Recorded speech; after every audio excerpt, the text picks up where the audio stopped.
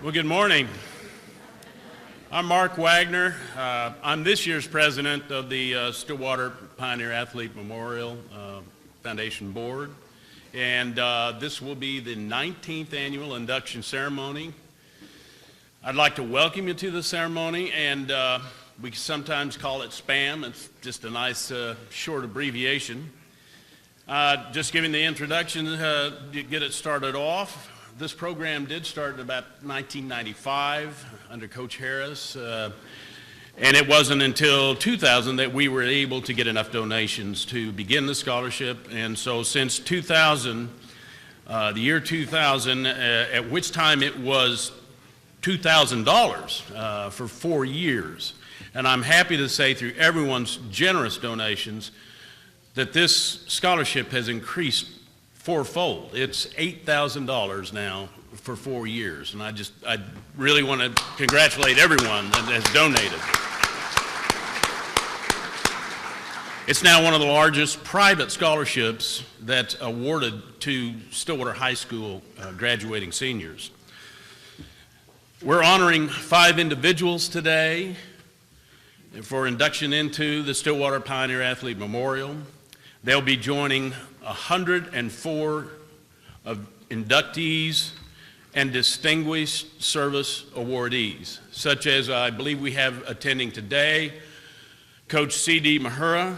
Can you raise your hand, Coach? He is one of our distinguished service awardees, and that's the first time I've ever had to look for C.D. because he usually looked for me when I was playing, and it wasn't a happy sight. We hope to honor our time contract and move this ceremony through. We do have the OSU football game at 11 o'clock, so we'll be moving as quickly as possible. And in that, I would like to now pass the podium to John Pryor, who's in the class of 1966, for our invocation. John?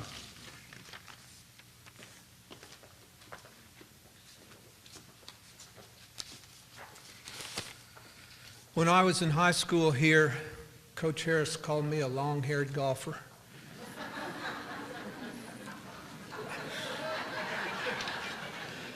I'm not much of a golfer anymore, and you can figure out the rest.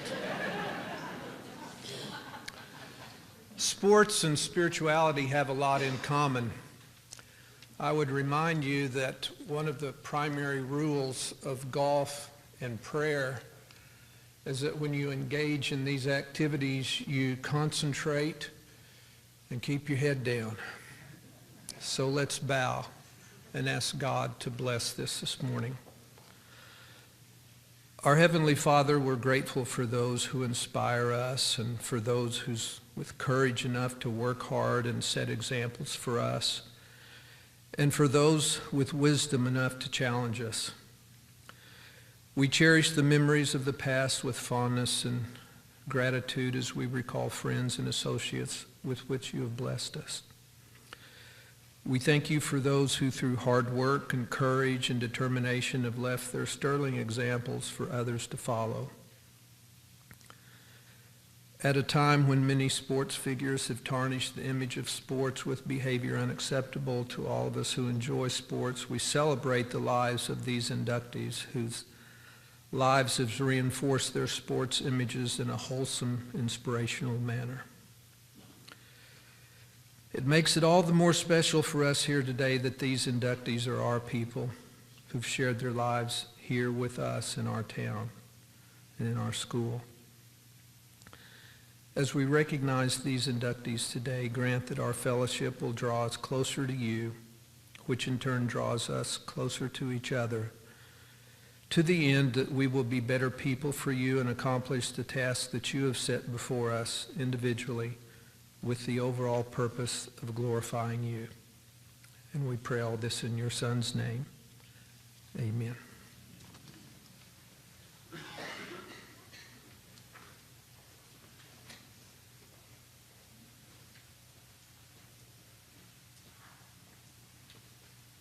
Thank you, John.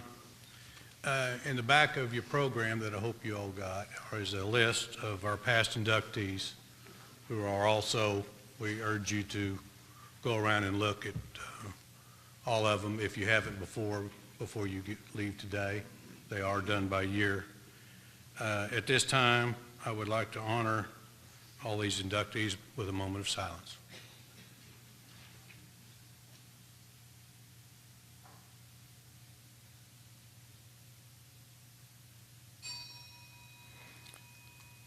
I'd like to make a few introductions. I don't know, first off and foremost is Larry Francis, who is in the back. He always hides, but Larry is the one that puts all of this together for us every year. He works for the high school here. He's incredible. Principal Gordon is also here, the principal of the high school. Do we have any coaches at all? Oh, Chick Davis, the basketball coach, he normally honors us. And who? Coach Goebel. And Coach Goebel. Thank you all for being here. Also like to thank Cassie Kendrick's TV 31 team.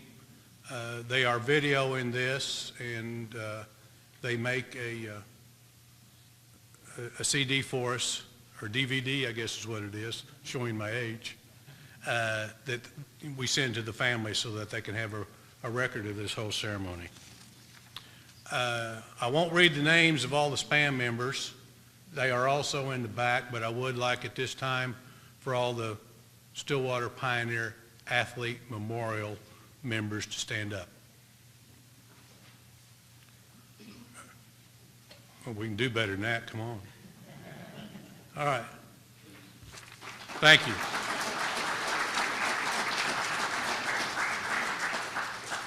Is Harry Hicks here? I'd like to thank Harry Hicks he's going to take the photographs today. He volunteered. I don't know how hard he volunteered, but he volunteered. As we do the induction, one member from the family will come up. We'll present the plaque. Harry will get a picture of that. Then after we're done, we would like the family to stay, the whole families of each inductee to stay, and we will get a family picture with everybody. So please stay around. It get a little chaotic right at the last, but please, all the family members, please stay around, because you'll want, we'll send you that photograph, and you all, I think, will really want that at some point.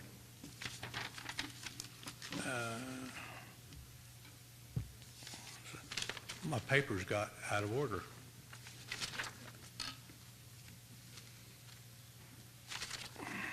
Hold on. For those of you that don't know, this was started back in the late mid-90s when Stillwater High alumnus Nick Dreesen died. Several donations were made to Nick's father, Ralph. And Ralph wanted to do something with the money, special, other than he didn't know what. So he went to Coach Harris, Jim Harris, who a lot of us remember. Some of you maybe even be a little too old for that, but I'm not. And Coach Harris came up with this idea. I think actually worked with Tom Derringer, some others, to come up with the idea of doing these inductions.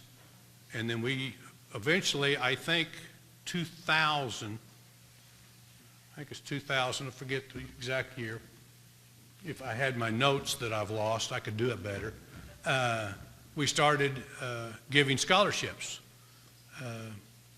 to what we studied on were the athletes, pioneer athletes, to go on to college at some Oklahoma college. We're picky about that. And that has been very successful. And at this point, we have two of our inductees here, Aaron Hessler and Emma Doss. I would like for both of those to come up.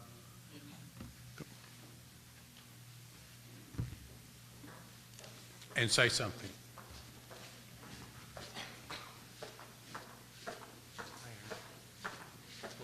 You want to go before the girls or after? It doesn't matter. Go ahead. Am I just introducing myself? And tell what the scholarship meant to you or how you're doing. Okay. My name is Aaron Hessler. I graduated from Stillwater High School in 2011. I am currently at Southwestern Oklahoma State. I'm in my second year of pharmacy school. This scholarship has meant a lot to my parents and I. My dad teaches here. He's the head of the math department. And my mom works at OSU, and we don't have a huge amount of money, but this scholarship has helped our family to not have to take out a bunch of loans for my tuition. And it means a lot every year that I'm able to continue my education at a cheaper cost because of this. I just want to thank all of you guys for all of your donations and just for the support through school, through your financial support through my schooling. So thank you.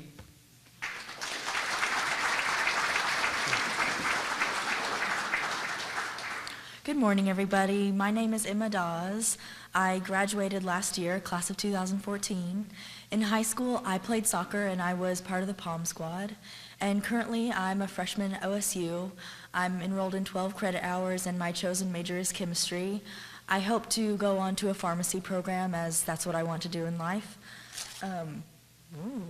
Oops. I'm also a part of Kappa Delta, and I actually just got initiated last night. Wow. Yeah, it was so exciting, but I wanted to thank each and every one of you for supporting my educational goals. This scholarship has meant so much to me and so much to my family, and I'm really, truly so honored. So thank you all so much.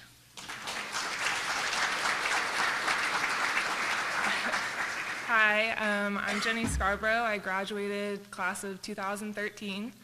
I'm currently a sophomore at OSU, double majoring in accounting and finance, so I hope to be an accountant someday.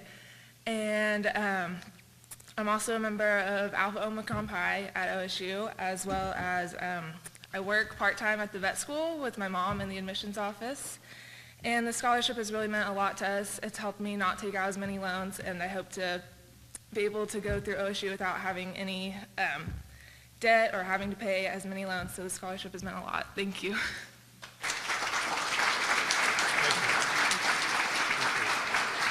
Thanks for coming. I think you can see the quality of kid that we were able to pick. Now to get to the program.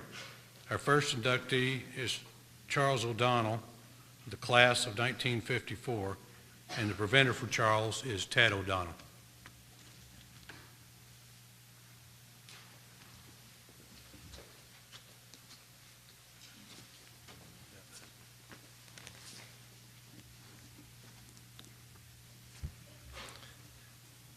I would like to start off by saying I am very happy to be here at this presentation today. It means a lot to the O'Donnell family, the immediate family of Nancy, his wife, and daughter and grandson, as well as Tim and I, my brother, that's here. I'd like to start off by kind of giving you an idea of how the O'Donnells grew up and how Charles grew up from becoming a very professional, well-liked school teacher, coach, and administrator. Charles was born May in 1936 near Venco, Oklahoma, on the riverbanks of the Cimarron River. Our mom and dad were farmers, and Charles began his first year of school at Venco, an old school up on top of the hill west of Venco. Through his life, coming from Venco, he came into Stillwater and went to school at Lincoln School. I think we all know where Lincoln School was. Probably a third of us right here that are in this crowd went to school at Lincoln. And Charles was a guy who was proud to be a pioneer, I think, just like all of us. There were 5 of us boys, and it meant a lot to us to be pioneers. And Charles was a pretty talented athlete growing up. He could beat you in baseball. He'd try to beat you in football. We're talking about opponents, not guys he tried to beat on, before they played a game. He was a very talented young man back then. I can't really remember seeing it, but I got to hear about it from my mother when they come back, because there was 5 boys in our family, and it's kind of hard to fit 4 people in the front end of a 49 Chevrolet pickup. But I always got to hear, or if we listened to KSPI, we got to hear the game. And in particular, I think one of the greatest moments of my brother Charles was he broke his collarbone, and they were playing in Bartlesville one night. And of course, you know how mothers are. They don't want their son to get hurt. Well, he was already hurt, and Dad had convinced her he was healed. But I remember that night that he ran as a tailback in that game between Bartlesville and ran for almost 100 yards. And I thought, how cool, this is my brother doing this, And it just made me very proud. Charles, he played baseball, played football, wrestled. He was pretty good about doing it all. But he had a lot of friends, and he was always very proud of his family. And I think our mother and our father made him who he grew up to be and prosper by getting to do the things that he did. He started off with scholarship offers from Tulsa University and Florida State the spring he graduated. He chose Tulsa University over Florida State because Dad didn't believe there was a country in Florida, And Charles went to TU that year, and in the spring of '54, he broke his ankle, and at the end of that semester, he transferred to Northeastern A&M at Miami, where he was an outstanding athlete, as well as a boxer. He was a Golden Glove champ, He went on to be a school teacher and a coach, and began that profession in Gabbs, Nevada. Anybody ever heard of Gabbs, Nevada? I hadn't either until Mom and Dad told me. I thought, my God, what kind of place is Gabbs, Nevada? But Nancy, his new wife, took off to Gabbs, Nevada. And while they were there, in 2 years, first year I think he had kind of a bummer year, maybe only 1-2 ball games. The next year, he got after it, and they won a state championship. The only first and last state championship that he won.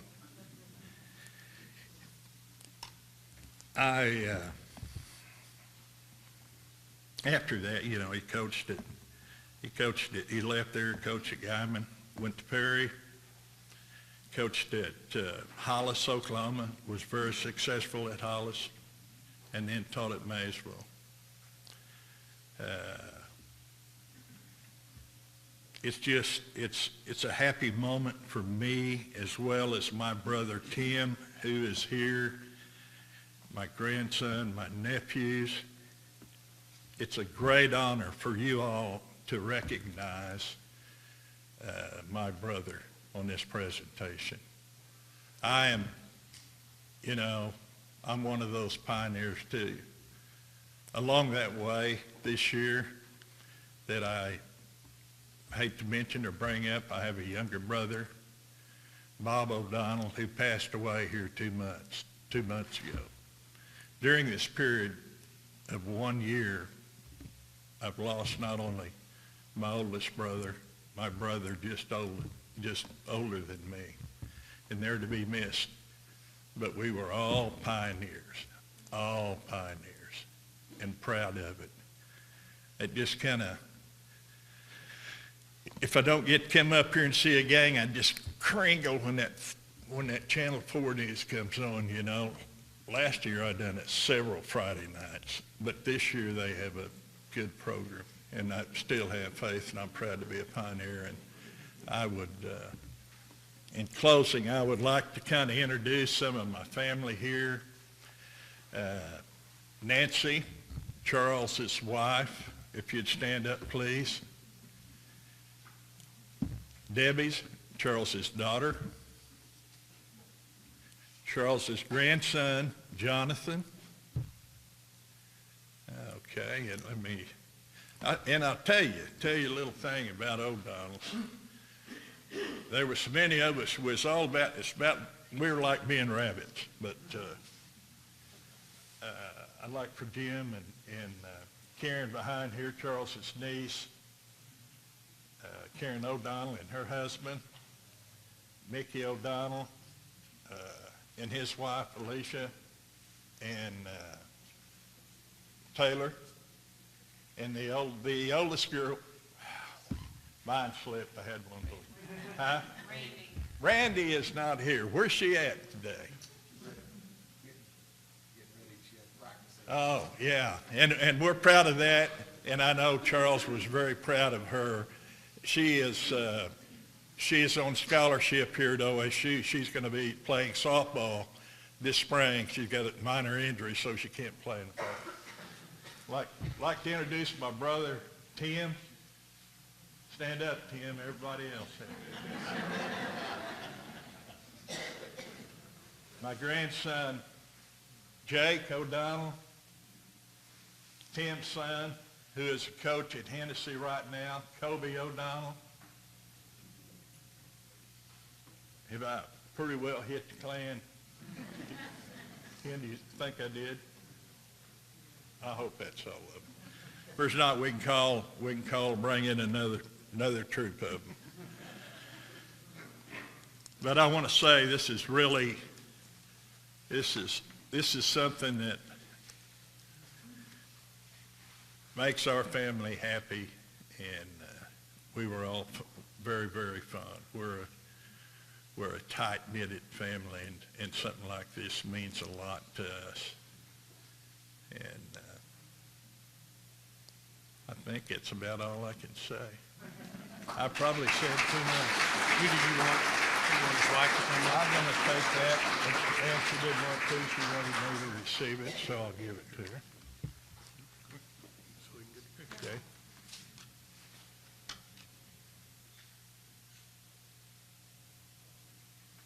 Thank you.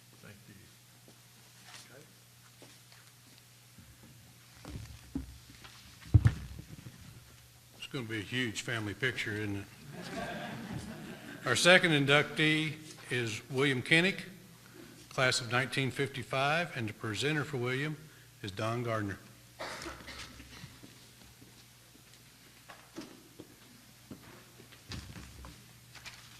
If you thought the O'Donnell family was big, wait, wait till I get through with this. But first, let me say that my remarks have been censored by Bill's daughter, Terry. When you know someone as long as Bill and I knew one another and did all the things that we've done in our lives, we just don't have time to go into all of that, but I would like to thank the SPAM committee for having chosen Bill as an inductee, and to the Kinnick family for allowing me to do this. It's very difficult when you been as close as Bill and I were, and you can read in the program all of the things that involved with Bill from the time that he was born back in 1937, and the oldest of 7 children, and all of them lived out east of town on the Kinnick property. And if you go out now and look at the Kinnick property and see how it's been developed over the years, is quite an achievement and quite a tribute to the Kinnick family. Most everyone that were family members always called him William. Those of us that knew him in a different vein, we always called him Bill. So when I make my remarks today, it will be to Bill Kinnick and not William.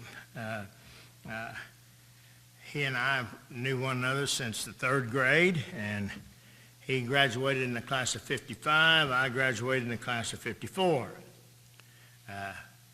Bill played football, and at the start of his high school, he thought that he wanted to be a wrestler. And so he went out for wrestling, and he wrestled one year, and he told everyone that there was 2 reasons why he didn't continue his wrestling career. And it happened to be Jim and Phil Kenyon.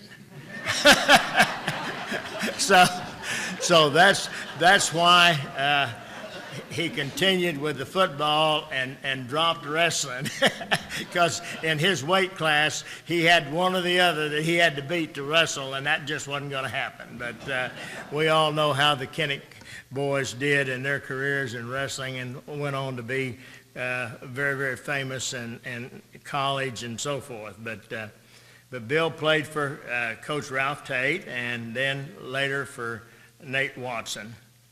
But he joined the Navy, and his brother Tom will tell you why he joined the Navy, but I'm not going to get into that. But anyhow, he went in the Navy, and he spent his years in the Navy. And one of the things that I recall most was at one point in time in the Navy, he was in Japan, and he happened to run into my twin brother Ron, and Buck Buchanan, and Tommy Cleveland, and just a whole group of Stillwater boys were over in Japan. And as you know, with Stillwater boys, they would go to the library every night and read and study and so forth, and and make a good impression for Stillwater, Oklahoma. And while they were there, Bill escaped without any tattoos. My brother has Stillwater, Oklahoma written across his chest, but they had a good time, and he came back out of the Navy, and he and Janet Hemphill married and had 2 children, had Dub and Terry, and they will tell you a little bit about their dad if you want to know some of the intimate details, you know. But Bill and I stayed in contact with one another all our careers. We both happened to be in the electrical business, and Bill worked all over the United States, and I was mostly in Florida and Alabama, but we always stayed in contact, and we ran into one another any number of times at different meetings and so forth, and always had a good time when we did that. After he retired from General Electric Company, he had already moved back to Oklahoma because his mom was real ill, and he was living in California, and he wanted to be back closer to his mom, and so he moved back here and took a job with General Electric Company in Tulsa, and then that where he retired.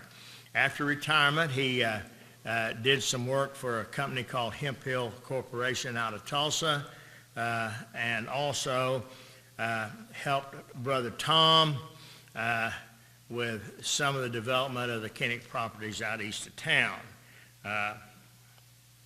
He and I spent a lot of time traveling together, going and visiting our friends from high school and family and so forth, and always enjoyed the trips we made. As a matter of fact, 2 weeks before his untimely death, he and I had spent 3 weeks out west doing all kinds of things, and I wouldn't and I wouldn't take anything for that time that we got to spend together. But anyhow,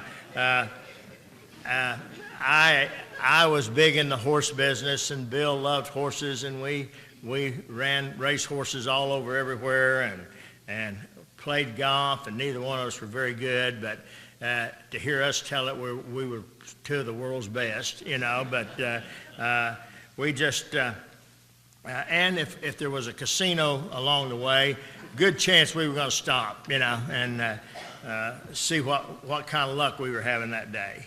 But it has just been an unbelievable thing for me after my brother's death almost 2 years ago. The Kinnick family has become my family because it was just my brother and I, and when you see them all today, you'll know that I'm very blessed to have a big family. But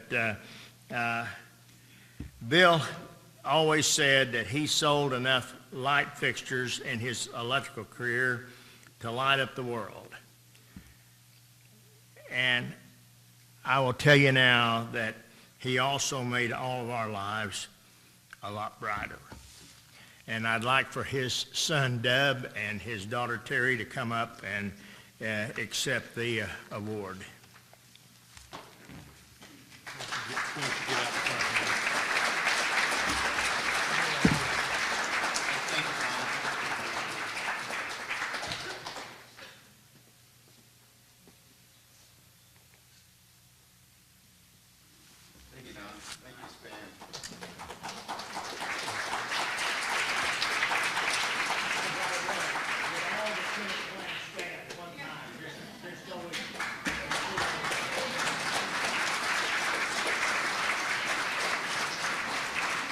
I don't know, I think it was a tie.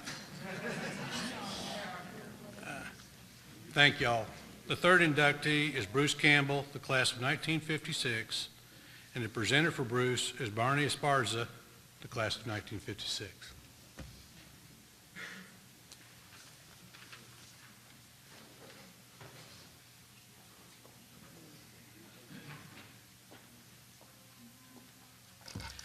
You'll have to excuse me, I may get a little emotional when I talk about Bruce Campbell. But first of all, I'm going to have to give you a little history about Stillwater, Oklahoma. Growing up here in the 40s and 50s, there were 4 grade schools. There was Jefferson, Eugene Fields, and Lincoln, and St. Francis. Being Catholic, my parents sent us to St. Francis Catholic School. A lot of you probably don't realize back in those days, Catholics didn't eat meat on Friday. We had to eat fish. So we were basically the only Hispanic family here in Stillwater, but I got ribbed more for being a mackerel snacker because I ate fish on Fridays.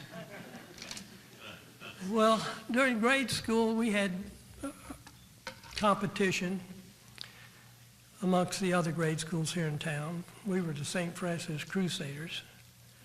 But back in those days, I was pretty much equal in size to the rest of the guys till we got up into high school. Well, I went to St. Francis from the kindergarten to the 8th grade. So my first introduction to the public schools was Stillwater High School. Well, went out for football. So first day of practice, we went out there. Coach Grover Johnson was our coach because we were on the junior varsity team. And so after practice, got through taking a shower, and I didn't know Bruce from Adam. He came up to me and he says, introduced himself, and he says, "My name is Bruce Campbell." And he says, for a mackerel snacker, you're a pretty tough kid. And I said, well, thank you. And he said, well, we're going down here to the dairy. High school that time was over there on Duck and 9th Street, and they had the Stillwater Creamery was down there on 9th and Husband. So after football practice, we usually go down and get ice cream or some milk. So we went down. Back in those days, you got your milk in glass bottles. So we sat there on the curb. We both got chocolate milk. Well, that was the first time I met Bruce Campbell. He came up, of all the other guys, he was the only one that welcomed me to Stillwater High School. So we became real close friends. So after football season was over, Coach Johnson says, I'm gonna need somebody to go out for wrestling, and I don't have enough to fulfill the team. And Bruce says, well, Barney and I'll go up there and wrestle for you. So he sort of volunteered me to be a wrestler. And so, I don't know, I noticed there's quite a few wrestlers that are being inducted here. And if you know wrestling back in those days, we didn't get to eat very much. What really made it bad was during the holidays. But anyway, we got to that first year of wrestling. We used to, up there on 9th Street in Duck, we had to get uniforms in. We didn't have a place to wrestle. We used an old shed. It's called Strickland Park now. And we had this shed that was just big enough to put 2 mats, and it had a wooden stove in it to warm up the place. But you really didn't need that because Coach Johnson usually worked us out pretty hard. And if you were the last one, you had to suit up. And if you were the last one to get there, I think Bill German will remember this. He's there. We had this hamburger grill. So anyway, at the end of wrestling season, there used to be this little bakery across from the post office, and Bruce and I would always get us a banana cream pie and pig out at the end of wrestling season. So sophomore year came up, and that was probably one of our most mischievous years. That we had this class called handicraft. And this is, I think they should, I don't know if they still have this class today, but anyway, it's where you learn about the outdoors. You learn how to fish, make flies, and we had bow and arrows, and we also,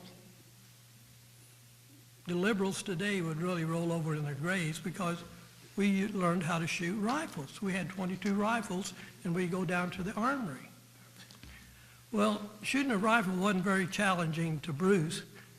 And again, he says, Barney, he said, why don't we get us a pistol? He said, that's a little more difficult. So I said, okay. Well, in this class, we had leather work, so Bruce and I made us Western-style holsters for our pistols. And we'd go down to the armory, and we would practice. I don't know if any of you heard of Butch Cassidy and the Sundance Kid.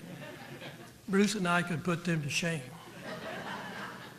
So anyway, that's where Bruce first got involved in his love for shooting pistols. I did that for a little while I was in the military, but Bruce continued. Well, that year in wrestling, we got a new wrestling coach, Coach Raines, and we moved to a wrestling room up in the high school building there. So Bruce and I used to, after wrestling every day, we used to, this hill south of Stillwater, we'd run out there. It's a 5-mile round trip every evening. So that's when he started getting involved in running. And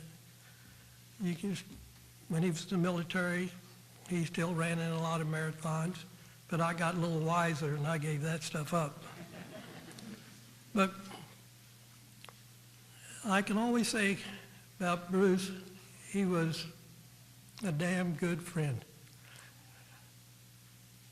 I had to think hard because I think about Bruce. Our senior year, in Stillwater, there wasn't much to do around town. We'd cruise up and down Main Street. And one Saturday night, these young ladies threw water balloons at us. Well, we weren't going to let them get away with that. So he says, so we went over to Bruce's house, got us some water balloons, but we mixed water and flour. So we were going to get them back. So we got down to cruising up Main Street, and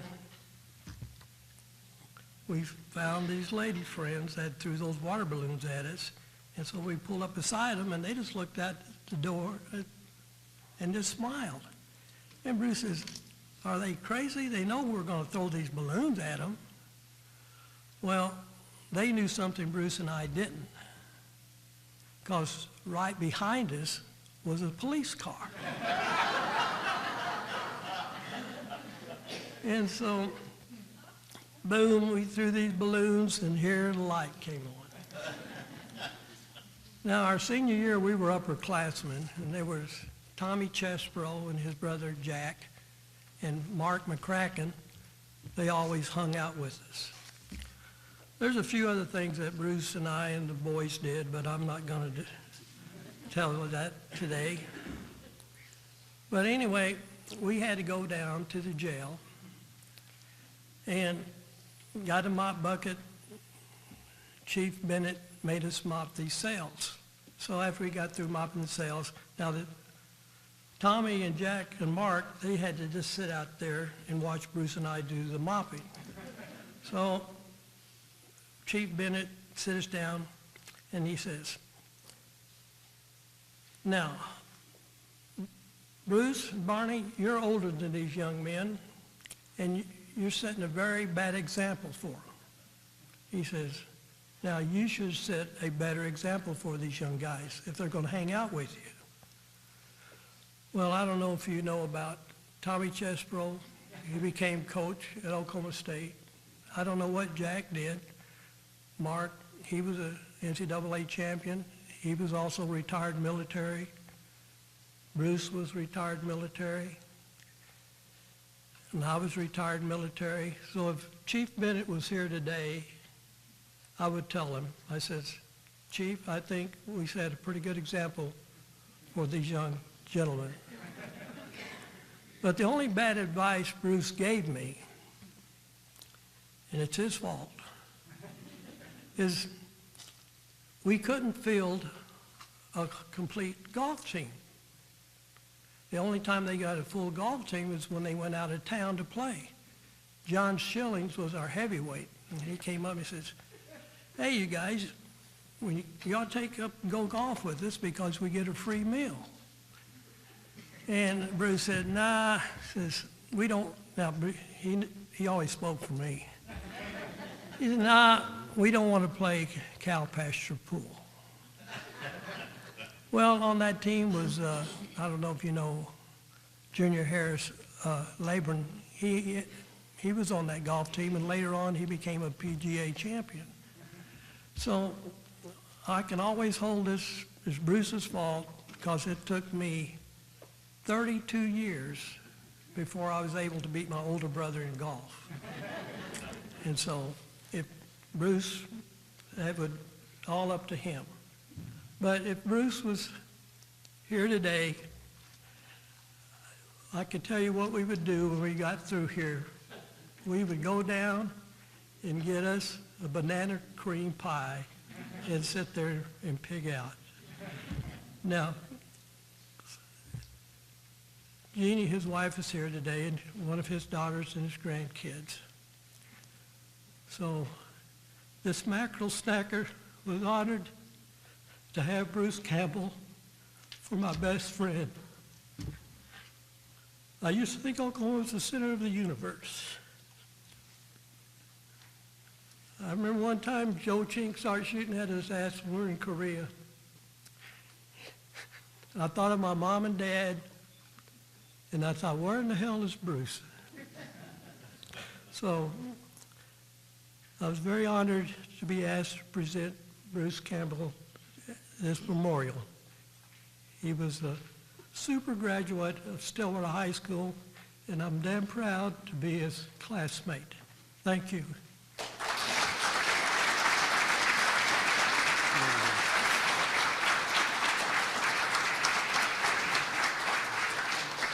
This is Bruce's grandson that's coming up.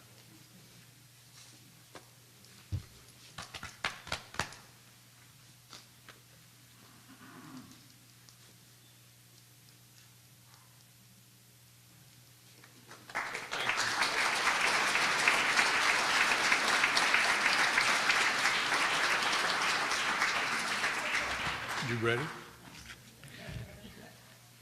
Our fourth inductee is Bill Brown, class of 1957, and the presenter for Bill is Bob McCracken.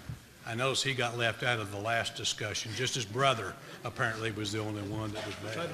Try to keep a low profile, especially with surrounded by Kennecks and O'Donnells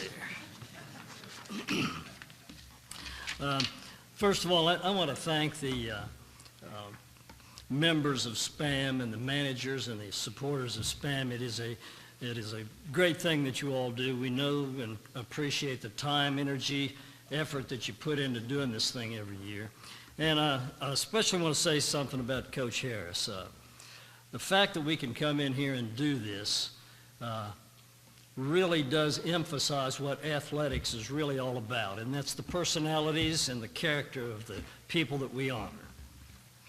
You know, when Ruth asked me to do this, I was at the same time surprised and flattered by her asking me to do this. And surprised because I hadn't been around Stillwater for over 35 years, and I had made no contact with Bill Brown for over 35 years. And flattered because it's really an honor to say something nice about a guy like Bill. After I hung up the telephone, I had a flood of memories about Stillwater High School wrestling with Grover Raines. I guess Grover's not here. He's probably incapacitated, but Grover's not here right now. But it was a lot of memories, including the upgraded that Barney alluded to of the wrestling room. And I found the new wrestling room to be what we might say is dank and dark and dirty and grimy and smelly. But it was in the basement of the high school up there. And some of the things that went through my mind were the mats that we had in the place, which seemed to be, there were canvas mats that had a membrane kind of thing on top of these things that was made from rubber and maybe linoleum. I don't know what these things, but they were certainly designed to give people mat burns. And Barney, you remember, everybody had sore elbows, sore knees. Everybody had a little scar right here, a little scab right here on the upper cheekbone where somebody ran your head into the mat. So everybody enjoyed all of those kind of things in that modernized wrestling room we had. We had a weight room.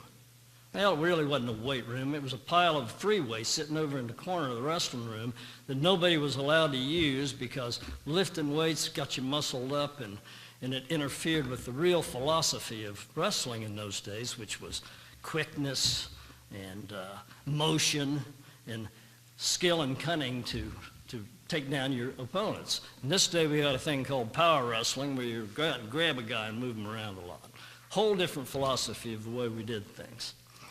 So we didn't do those weights, but the real weight room was in a hallway on the way down to the coach's office. And it had this old-fashioned scale in the place where, you know, the ones where you get up on this platform and you move these weights around. Well, Bill Brown was a master of the use of that scale. And the reason was pretty simple. He came to work out after a wrestling match about 20 pounds overweight every time he showed up. Where's Barney? Right, Barney?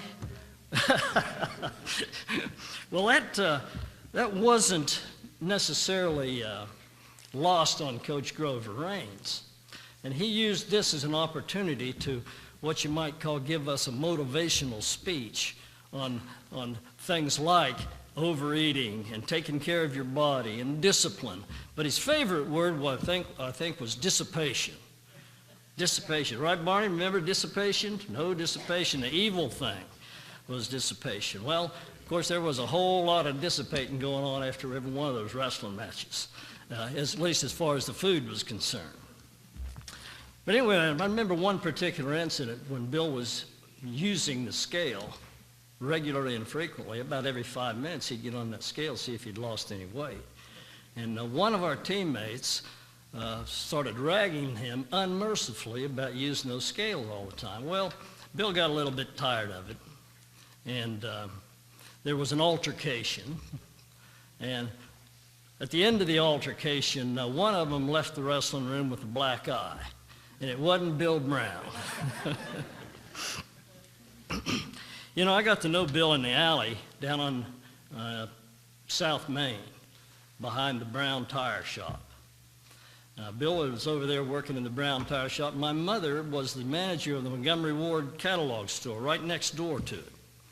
And my mother gave me some duties down there from time to time that were commensurate with my abilities. That would be sweeping the place out, and we crickets in the front door, and all the many things that we enjoyed around Stillwater in those days.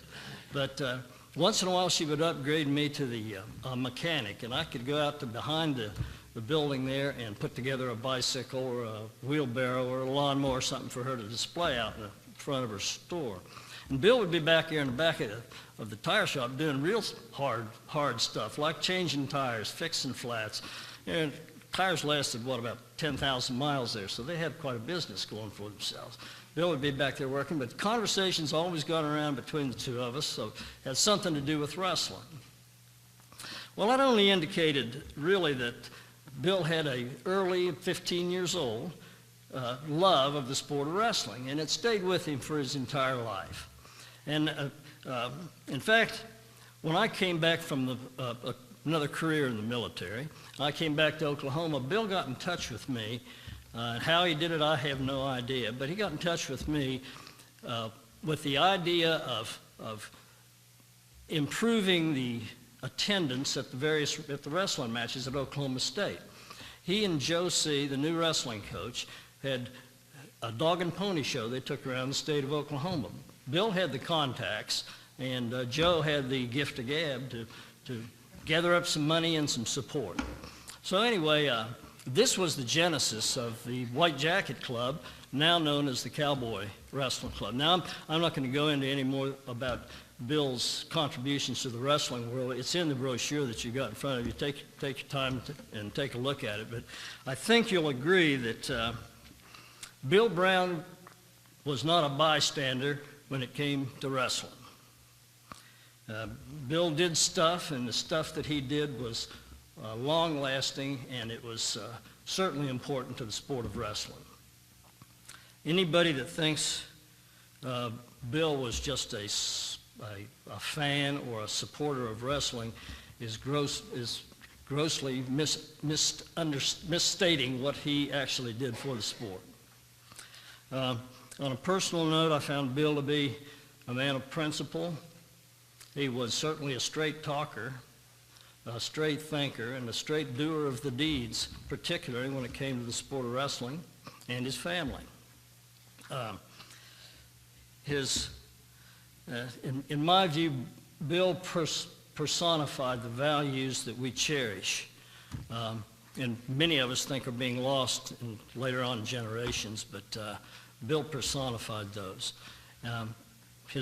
His daughter, or his sister-in-law Nelda, told me that she thought that Bill could best be described as a guy who was loyal to a fault. She said that Bill, if he found out that one of his friends needed something, he would stop whatever it was he was doing and go to the rescue. So that's Bill Brown. Bill had a very strong work ethic. He valued work intrinsically. He worked hard all his life. I think he actually loved the work that he did. I'm proud to say that I knew Bill Brown, and I want to thank Ruth for letting me have a chance to say so. Come on up.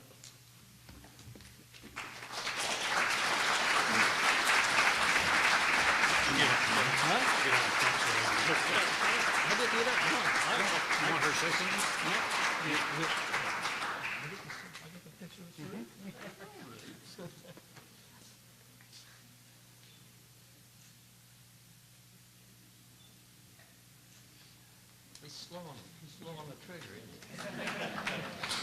Thank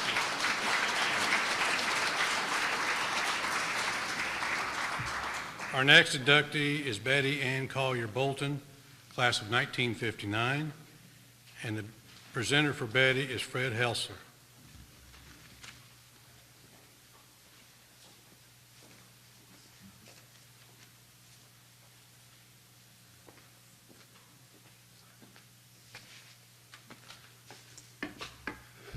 Good morning. I have had the opportunity to know Betty as her son-in-law for over 23 years, and I am honored to be here today on her behalf. Her family and I would like to share with you a summary of a few events and stories about Betty from her short time with us. Betty Ann Collier Bolton was born in Stillwater, Oklahoma on January 10, 1941, the sixth of 7 children of J.B. Collier and Gertie Mae Wise Collier. Betty passed away on July 11, 2014 at her home in Bella Vista, Arkansas. Betty excelled at about everything she set her mind to. Her freshman year at Stillwater High, Betty was the freshman class vice president, a Tri-Chi pledge, and a member of the student council. Her sophomore year, Betty was a member of the student council, pep club, guild, Tri-Chi, Order of Rainbow for Girls, and mixed chorus. Her junior year, she was a member of student council, pep, club, guild, Tri-Chi, Order of Rainbow for Girls, was honored as junior girl with best personality, and became a varsity cheerleader.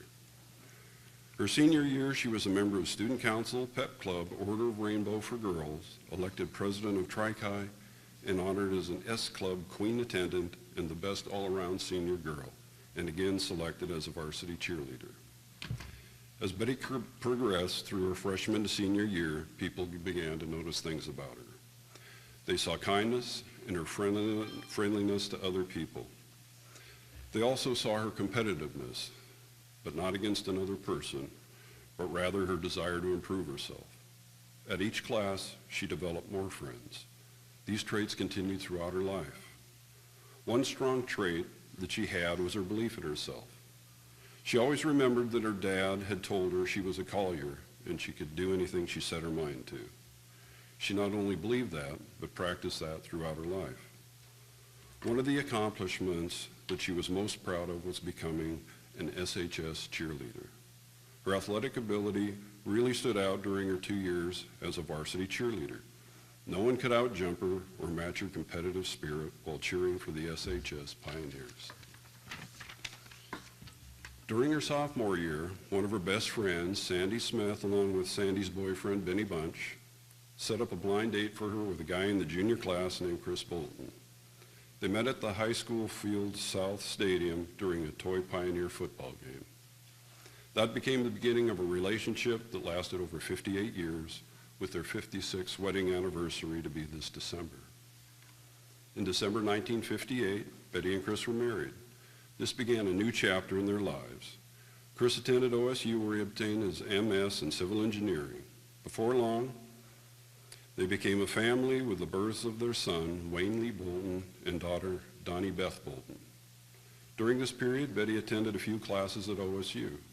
She and Chris had often discussed her continuing her education after he graduated. In 1964, Betty and the family moved to Wichita, Kansas. She continued to have the desire to improve herself and enrolled at Wichita State University for additional education. In the late 1960s, Betty completed her real estate school and got a real estate broker's license. She worked in real estate until the late 1980s. That is, unless it interfered with her new sport, golf. Betty started playing golf at Rolling Hills Country Club and acquired a new group of friends there. Again, Betty's athletic ability stood out. At one point, she was able to hold a 9 to 10 handicap, which is not bad for starting golf in your 30s. During this period, she, along with about 20 ladies, would represent Rolling Hills in golf tournaments against other clubs, playing state tournaments, and so on. In the 1975 to 85 era, these gals started a group called the Traveling Tees. Now, the Traveling Tees were just what the name infers. They played golf all over the state of Kansas and in Missouri, Oklahoma, Arkansas, and Colorado. Although they were serious about golf, this was really a group of ladies having fun, and more fun. This was a great period in Betty's life. Betty enjoyed traveling, although Chris and Betty were terrible about planning a trip. Most of the time it was a spur of the moment decision. They would get up, she would say, let's go do something, let's go to a casino, which is something they did frequently. One memorable trip was in the 1970s when they went to Las Vegas with two other couples from Wichita. On the return trip home, they were at the airport waiting for their flight. About 5 minutes before boarding, Betty found a quarter slot machine. She heard the first boarding call, continued to play. Second boarding call, still playing. Then she hits a $400 jackpot. Well, that was back when they paid with real money. Well, quarters start pouring out all over the place. A nearby cleaning lady doubled up 2 trash sacks to make a bag. Then Betty dumped all the quarters in that bag. So the next thing you know, here comes Betty running down the ramp carrying this huge trash bag full of quarters, getting there just before they closed the door of the airplane. The best trip, the most enjoyable trip, and her happiest trip was in 2007 when she and her grandchildren, Shelby and Connor, along with Fred, with me, Donnie, and Chris, went to Disney World in Florida. Those of us that had the opportunity to have been around Betty all these years will remember her for her competitive spirit, her kindness to others, her strong will and personality, but especially her love for her family. The family wants to take this opportunity, to thank the Stillwater Pioneer Athlete Memorial for this induction ceremony and honoring Betty to be a member of the family. At this time, Chris, you come up.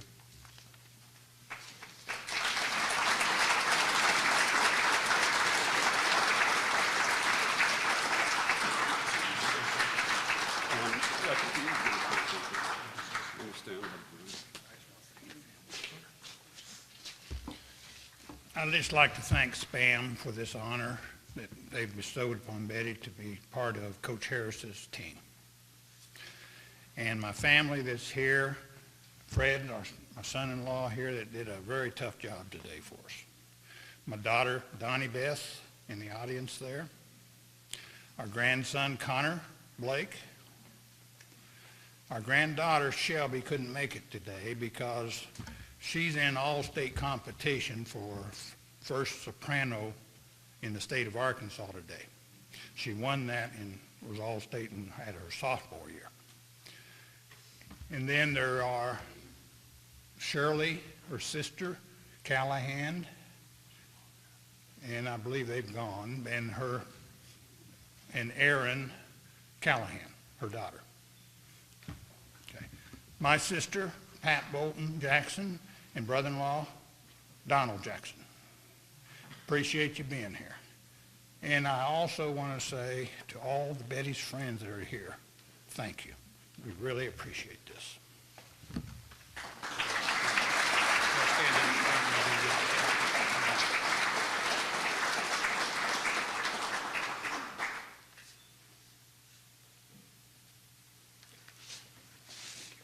Thank you.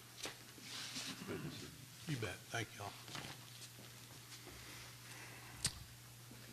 Wow. It's cool, isn't it? As a reminder of the things that we do, we are very proud, we've mentioned it before, of the scholarships that we offer. On some of the tables around the room, you'll find some envelopes. If you would like to help us today or in the future, we would appreciate it. And I think you saw some of the kids that would appreciate it. Yeah, they're tax deductible, all that kind of stuff that I'm supposed to say, you know what that means. But we would really appreciate it if you would tell your friends and classmates about us and urge them to let us know of someone that they would like to see inducted. We're always looking for good inductees. You can also find us on our website, which is www.stillwaterpioneermemorial.org. I know all of you have written that down and are going to remember it. If you put Stillwater Athletic Memorial, it'll pop up. It'll be the first thing there. I'd like to thank every one of you for coming, and please come back. Thank you very much.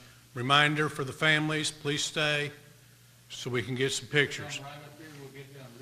Okay. Thank you all very much for coming.